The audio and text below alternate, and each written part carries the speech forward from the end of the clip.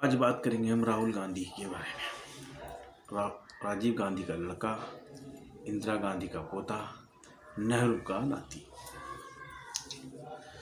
तो मित्रों, एक बात सबसे पहली कि देश की जनता के लिए खुशी का माहौल और कांग्रेस पार्टी के लिए मातम। इन्होंने अभी तक 39 चुनाव लड़े हैं। 39 में से 36 में इन्होंने ताबड़तोड़ रैली की है और बतौर अध्यक्ष रहते हुए 36 के 36 चुनाव ही हार गए। बचे वहाँ के जो तीन मुख्यमंत्री थे, पूर्व मुख्यमंत्री, जहाँ कांग्रेस की सरकार थी, उन्होंने राहुल गांधी के आगे हाथ जोड़ा और ना आने की अनुमति की, तो कांग्रेस ने अपनी साख वहाँ बचाई। कुछ दिनों पहले राहुल गांधी कैम्ब्रिज यूनिवर्सिटी गए थे। वहाँ उन्होंने अमेरिका तथा यूरोप से ये कहा कि लोकतंत्र बचाएं। हम भारत के अंदर लोकतंत्र को बचा रहे हैं, लोकतंत्र को बचा रहे हैं, ये कहा। अब मेरी बात एक छोटी सी समझ में नहीं आ रही, अमेरिका और यूरोप भारत के लोकतंत्र को कैसे बचाएंगे? अगर आपको ये कहना था तो ये तो घरेलू मामला है, आपको घर में ही सुलझाना चाहिए था। बाहर जाके कहने से तो कोई फ़ायदा नहीं होगा, ना तो आप वहाँ की सरकार यहाँ कुछ कर पाएगी और यहाँ की सरकार वहाँ कुछ कर पाएगी। तो राहुल गांधी को कहना नहीं चाहिए था।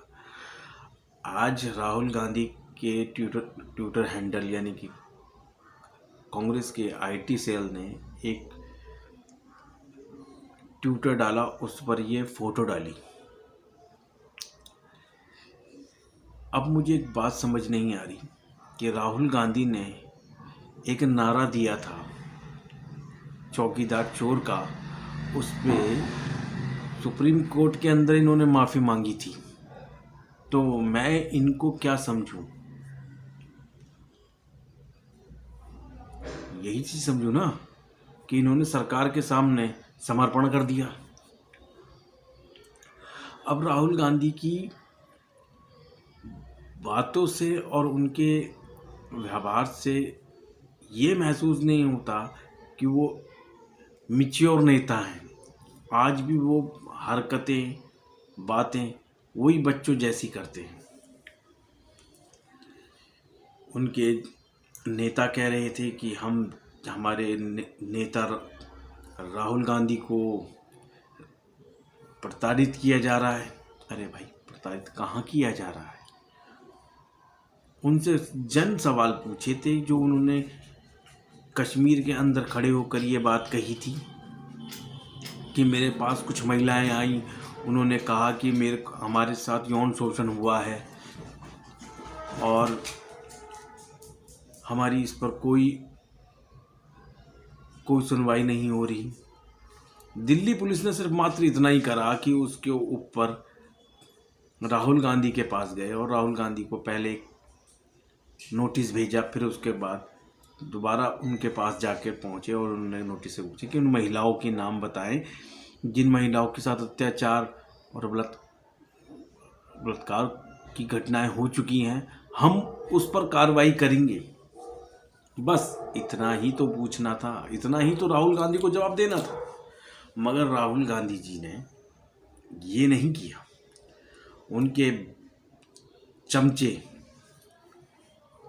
राजस्थान के गहलोत महाराज राहुल गांधी जी को परेशान किया जा रहा है। अरे काहे को परेशान किया जा रहा है? आप ही ने तो खुले मंच पर बोला था कि ऐसे ऐसे हो रहा है, तो भैया उस बात को पुलिस को बताएं और उन औरतों को न्याय दिलवाएं। विपक्ष का काम क्या होता है? जनता को न्याय दिलवाना। जो चीज़ नहीं हो रही है, जो सरकार नहीं कर रही है, उसको करवाना। आप तो वो नहीं कर रहे हो, आप तो कुछ और ही कर रहे हो। नेशनल हराल केस के अंदर सीबीआई ने बुलाया उसमें हंगामा, वहाँ लेके वहाँ जाके हमारे नेता को परेशान किया जा रहा है, हमारे नेता के साथ व्यवहार किया जा रहा है। क्या व्यवहार किया जा रहा है?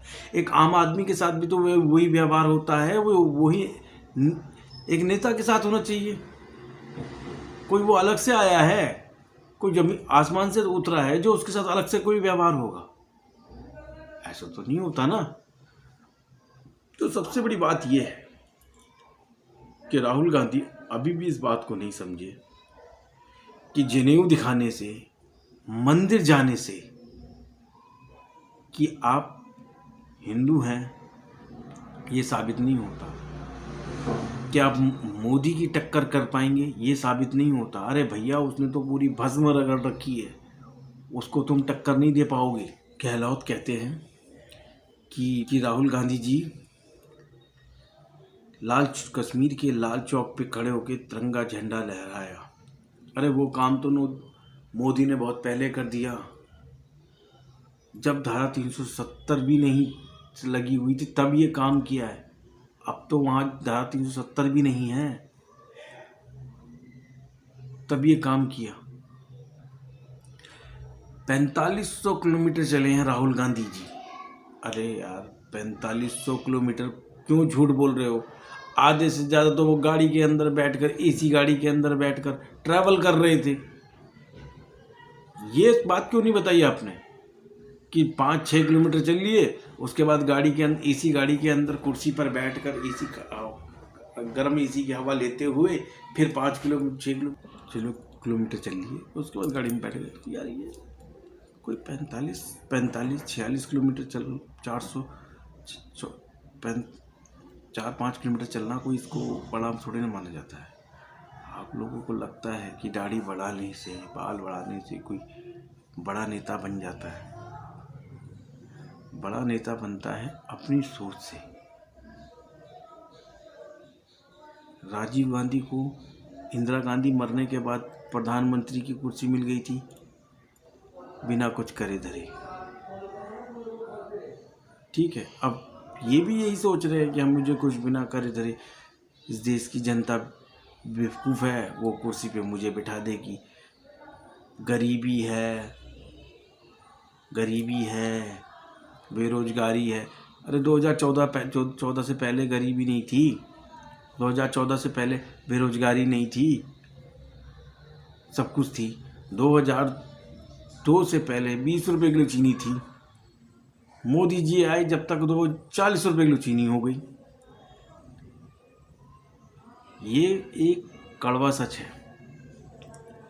अटल बिहारी वाजपेयी थे, पेट्रोल 28 रुपये लीटर था, इनके राज में 70 रुपये लीटर हो गया।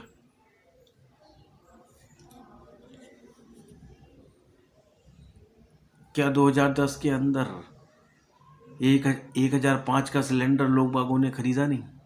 लिया, फिर भी लिया।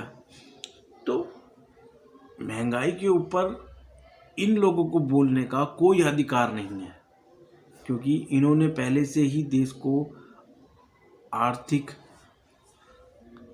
गड्ढे के अंदर धकेलना शुरू कर दिया था। आज पाकिस्तान का भी वही हाल है, वहाँ भी यही चल रहा था और फिर कुछ समय के बाद यहाँ पे भी यही चलता।